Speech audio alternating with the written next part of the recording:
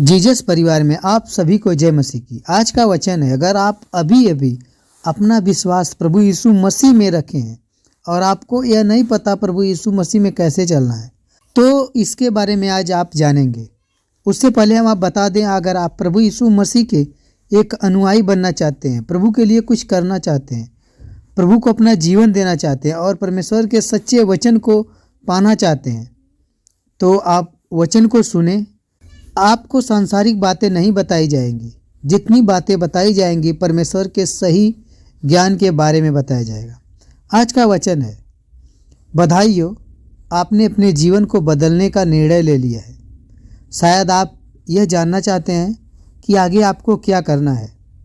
परमेश्वर के साथ आप कैसी यात्रा और कैसे आरंभ कर सकते हैं। उसके लिए 5 नियम हैं। उन नियमों का आपको पालन करना पड़ेगा जिसे बाइबल में निर्देश दिए जाते हैं। 5 नियम हम आपको ऐसे बताएंगे, आपको उन नियमों को अगर अच्छी तरह से सुनेंगे और समझेंगे तो आप अपने जीवन में बदलाव को देखेंगे। पहला नियम है, आप ये सुनिश्चित कर लें कि आपके द्वारा और आप उद्धार को समझते हैं, आप उद्धार पाना चाहते हैं। ये आप अपने मन में ऐसा विचार कर लें। और दूसरा नियम है, एक अच्छी कलीसिया की खोज करें जो बाइबल की शिक्षा देती हो। ऐसा नहीं कि जो संसार के बारे में बताती हो कि आपको पैसा मिलेगा, आपका घर बनेगा, आपका जीवन बदलने वाला, ऐसा नहीं। आपको स्वर्ग की बातें बताई जाए। और तीसरा नियम, परमेश्वर पर ध्यान केंद्रित करने के लिए प्रतिदिन समय निकालें। चौथा नियम, ऐसे लोगों से संबंध बनाएं जो आपको आत्मिक सहायता कर सकते हैं। 5वां नियम, अगर आपने विश्वास कर लिया, अपने जीवन को बनाए रखेंगे, आप पूरी तरह से संतुष्ट हैं, तो आप बपतिस्मा ले सकते हैं। हम पहले नियम को अच्छी तरीके से जानेंगे। पहला नियम था कि हम सुनिश्चित कर सकें कि हम उद्धार पाने को और उद्धार को हम समझ चुके हैं। इसके बारे में बाइबल बताती है। अगर आप पहला यूहन्ना 5 अध्याय और 13वें वचन को पढ़ते हैं तो बाइबल हमें बताती है, मैंने तुम्हें जो परमेश्वर के पुत्र के नाम पर विश्वास करते हो इसलिए लिखा है, तुम जान लो कि अनंत जीवन तुम्हारा है। अगर आपने प्रभु पर विश्वास कर लिया है, परमेश्वर चाहता है कि हम उद्धार के अर्थ को समझें। परमेश्वर हमसे चाहता है कि हमें निश्चय हो कि हम आत्मविश्वास हो सके हैं, हमें प्रभु में विश्वास है और हम बचाए गए हैं। संक्षेप में आइए हम आपको उद्धार के मुख्य बातों को बताते हैं, जैसा कि बाइबल में लिखा गया है। अगर आप रोमियो के 3 अध्याय और 23 वचन को पढ़ते हैं, बताया गया है, इसलिए सब ने पाप किया है। जो कुछ हमने किया है वह परमेश्वर के अप्रसन्न करने वाले हैं। जो भी हमने किया है आज तक इस पृथ्वी पे, जब तक हम प्रभु में विश्वास नहीं करते, वो प्रभु को प्रसन्न नहीं है, चाहे हम जो भी कुछ करते हैं। और आगे आप रोमियो के 6 अध्याय 23 वचन को पढ़ेंगे, अपने पापों के कारण हम परमेश्वर के अनंत काल के लिए अलग होने के दंड के पात्र हैं। और रोमियो के 5 अध्याय 8 वचन को पढ़ते हैं तो बाइबल बताती, हमारे पापों के दंड की कीमत चुकाने के लिए प्रभु यीशु मसीह क्रूस के ऊपर मर गया। यीशु हमारे स्थान पर उस दंड को लेते हुए मरा जिसके पात्र हम हैं।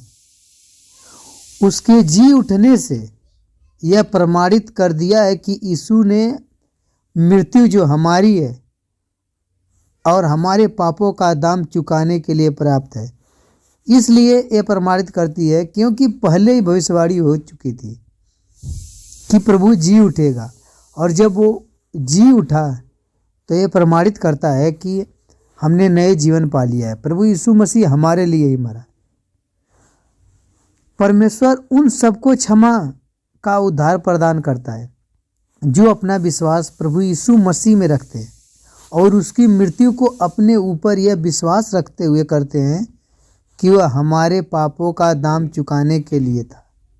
अगर आपने ऐसा विश्वास किया है तो यह उद्धार का संदेश है। यदि आपने अपने विश्वास को यीशु मसीह पर अपने उद्धारकर्ता के रूप में रखा है तो आप बचा लिए गए हैं, आपके सारे पाप क्षमा कर दिए गए और परमेश्वर आपको कभी न तो छोड़ने वाला है न ही त्यागने की प्रतिज्ञा करता है। अगर आपने प्रभु यीशु मसीह में विश्वास करके उसको उद्धारकर्ता मान लिया है, स्मरण रखें यीशु मसीह में उद्धार सुरक्षित है, आप बचा लिए गए हैं। यदि आपने अपने उद्धारकर्ता के रूप में केवल यीशु मसीह पर ही भरोसा रखते हैं तो आप आश्वस्त हो सकते हैं, निश्चिंत हो जाइए कि स्वर्ग में आप परमेश्वर के साथ अनंत काल के लिए रहेंगे।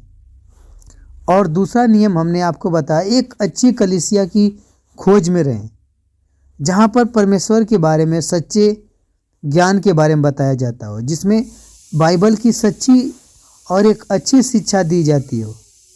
कलीसिया को एक गिरजा या चर्च अर्थात भवन के रूप में ना सोचें। ऐसा ना सोचें कि हमें चर्च में जाना होगा या किसी गिरजाघर में।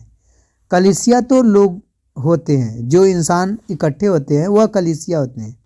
यह बहुत ही महत्वपूर्ण है कि यीशु में विश्वास करने वाले को एक दूसरे के साथ संगति रखें। यह कलीसिया की प्राथमिक उद्देश्य में से एक है। अब जबकि आपने अपने विश्वास को यीशु मसीह में रख दिया है तो हम आपको अत्यधिक जोर देकर प्रोत्साहित और प्रोत्साहन देते हैं कि आप अपने क्षेत्र में एक बाइबल आधारित विश्वासी कलीसिया की खोज कर लें और उसके पास्टर से बात करें। यीशु मसीह में अपने नए विश्वास के बारे में उनको परिचित कराएं। अगर वो सच्चे पास्टर हैं, कई ऐसे पास्टर हैं जो आपको सांसारिक बातें को बताते हैं, आपको बताएंगे कि आपके जीवन में गाड़ी आने वाली है, बंगले आने वाले हैं, आपको अच्छी नौकरी मिलने वाली है। ऐसे जो पास्टर बताते हैं तो वो आपको संसार की बातें बताते हैं, जो स्वर्ग की बातें बताते हैं। ये एक अच्छी कलीसिया होती है। कलीसिया का एक दूसरा उद्देश्य बाइबल की शिक्षा देना है। आप परमेश्वर के निर्देशों को अपने जीवन में कैसे लागू करना सीख सकते हैं। बाइबल को समझना एक सरल और सामर्थी मसीह जीवन यापन करने की कुंजी है। अगर आप 2 तीमुथियुस के 3 अध्याय और 16 और 17 वचन को पढ़ते हैं, बाइबल कहती है कि संपूर्ण पवित्र शास्त्र परमेश्वर की प्रेरणा से रचा गया है और उपदेश और समझाने और सुधारने और धार्मिकता की शिक्षा के लिए लाभदायक है, ताकि परमेश्वर का जन सिद्ध बने और यह एक भले काम के लिए तत्पर हो जाए। कलीसिया का दूसरा उद्देश्य तो आपने जान लिया। कलीसिया का तीसरा उद्देश्य है आराधना है। परमेश्वर के सभी किए हुए कार्यों के लिए धन्यवाद देना आराधना है। परमेश्वर ने हमें बचाया है, परमेश्वर हमसे प्रेम करता है, परमेश्वर हमारे लिए सभी वस्तुओं का प्रबंध करता है, परमेश्वर हमारा मार्गदर्शन कराता है और हमें निर्देश देता है। हमें क्यों नहीं उसका धन्यवाद करना चाहिए। परमेश्वर पवित्र और धर्मी और प्रेमी और दयालु है, अनुग्रह से भरा हुआ है। आपको बचाना चाहता है परमेश्वर, उसका धन्यवाद तो देना ही चाहिए। अगर प्रकाशित वाक्य 4 अध्याय और 11 वचन को पढ़ते हैं तो बाइबल घोषणा करती है, हे हमारे प्रभु और परमेश्वर, तू महिमा और आदर और सामर्थ्य के योग्य है, क्योंकि तू ही ने सभी वस्तुएं सृजी और वे तेरी ही इच्छा से थी और तूने ही उसको अपने हाथों से सृजा है। तीसरा नियम, परमेश्वर पर ध्यान केंद्रित करने के लिए प्रतिदिन समय निकालें। हमारे लिए प्रतिदिन परमेश्वर पर धन्यवाद केंद्रित करना बहुत महत्वपूर्ण है।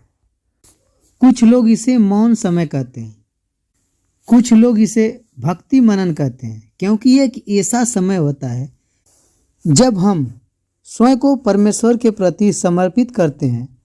कुछ लोग इस समय को प्रातः काल में अलग कहते हैं, सोचते हैं ये सुबह को ही करना है, जबकि कुछ लोग इसके लिए शाम का समय चुनते हैं।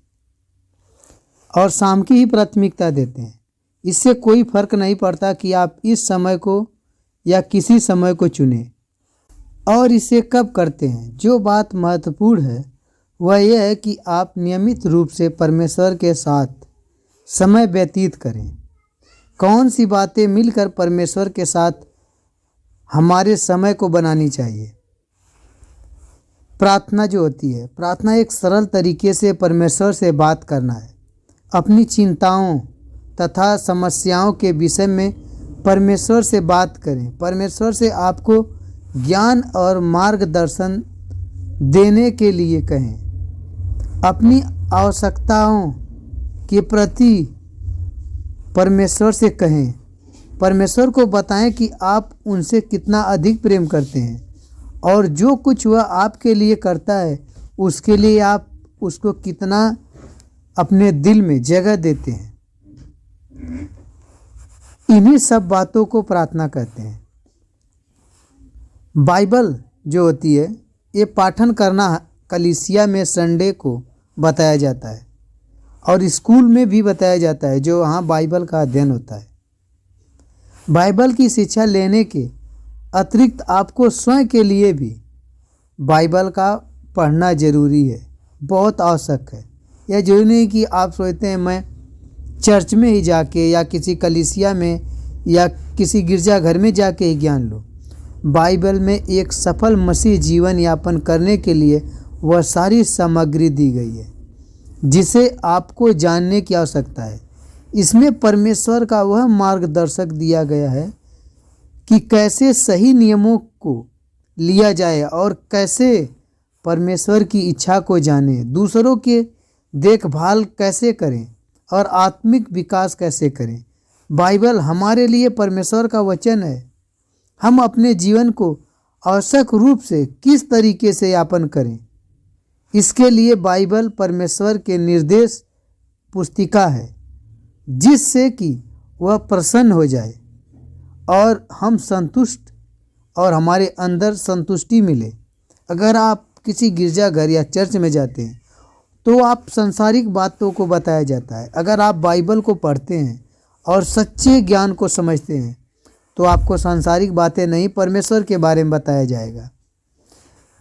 और चौथा नियम है, ऐसे लोगों से संबंध बनाएं जो आपकी आत्मिक सहायता कर सकते हैं। अगर आप 1 कुरिन्थी 15 अध्याय और 23 वचन को पढ़ते हैं तो बाइबल हमें बताती है धोखा न खाना, बुरी संगति अच्छे चरित्र को बिगाड़ देती है।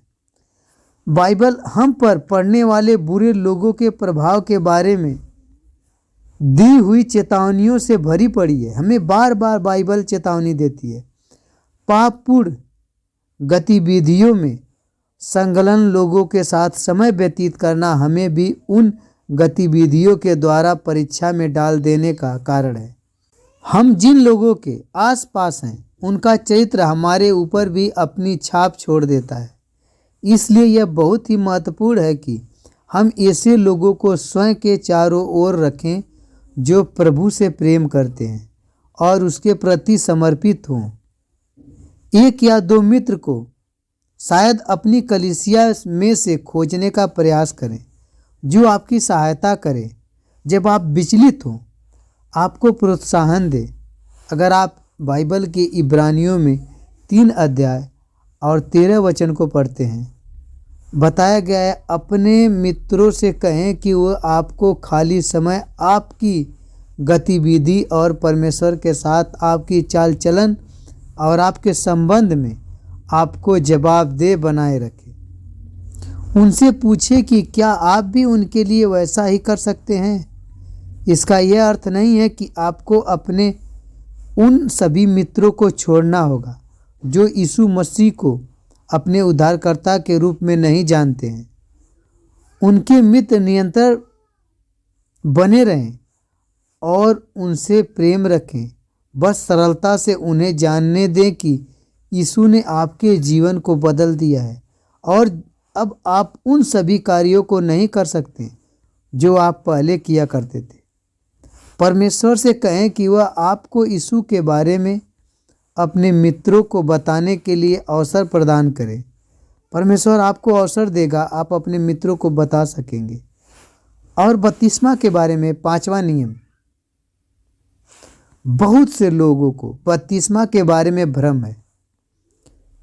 बपतिस्मा शब्द का अर्थ होता है पानी में डुबकी लगाना। बपतिस्मा यीशु में अपने नए विश्वास और उसका अनुसरण करने के आपके समर्पण को सार्वजनिक तौर पर घोषित करने का एक बाइबल पर आधारित तरीका है। पानी में डुबकी लगाने की क्रिया यह दर्शाती है कि हम यीशु के साथ गाड़े गए हैं। पानी में से बाहर आने की क्रिया यीशु के जी उठने का चित्रण है। बपतिस्मा लेने से स्वयं को यीशु की मृत्यु, उसके गाड़े जाने और जी उठने के साथ पहचान कराता है। बपतिस्मा वह नहीं है जो आपको बचाता है। बपतिस्मा आपके पापों को नहीं धोता है। बपतिस्मा तो बस केवल आज्ञाकारिता का एक कदम उद्धार के लिए केवल मसीह ही है। आपके विश्वास की एक सार्वजनिक घोषणा है। बपतिस्मा आपके बताता है, आपकी पहचान कराता है कि आप प्रभु में बन चुके हैं। ऐसा नहीं कि अगर आप बपतिस्मा नहीं लेते हैं तो आपका उद्धार नहीं होगा। जब प्रभु यीशु मसीह नहीं आए थे, उससे पहले भी बहुत से नबी आए, उन्होंने बपतिस्मा नहीं लिया, उनका भी उद्धार हुआ। बपतिस्मा इसलिए महत्वपूर्ण है क्योंकि यह मसीह पर आपके विश्वास और उसके प्रति आपके समर्पण की सार्वजनिक घोषणा के लिए आज्ञाकारिता का एक कदम है। अगर आप बपतिस्मा लेने के लिए तैयार हैं तो आपको किसी पास्टर से बात करनी चाहिए। ऐसा नहीं कि आपका आत्मा तैयार नहीं हो, पूरी तरीके से तैयार हो जाओ, पूरे परमेश्वर को जान लो। कुछ पास्टर ऐसे हैं, आपको कुछ नहीं ज्ञान, आपको प्रेशर देते हैं, पूरी कलीसिया को प्रेशर देते हैं कि बपतिस्मा ले लो, आपका उद्धार हो जाएगा। आपको ऐसे बहुत से ज्ञान देते हैं कि आप मृत्यु के बाद स्वर्ग जाएंगे। बपतिस्मा आपके विश्वास को कि आप प्रभु में हैं, इसको दृढ़ करता है, आपको स्वर्ग ले जाने की गारंटी नहीं देता। आप स्वर्ग तभी जाएंगे, आपके पाप तभी क्षमा होंगे जब आप प्रभु यीशु मसीह में विश्वास करते हैं। केवल दृढ़ता से पूरे विश्वास को प्रभु में रखते हैं, फिर तो आपका उद्धार होगा। आमीन।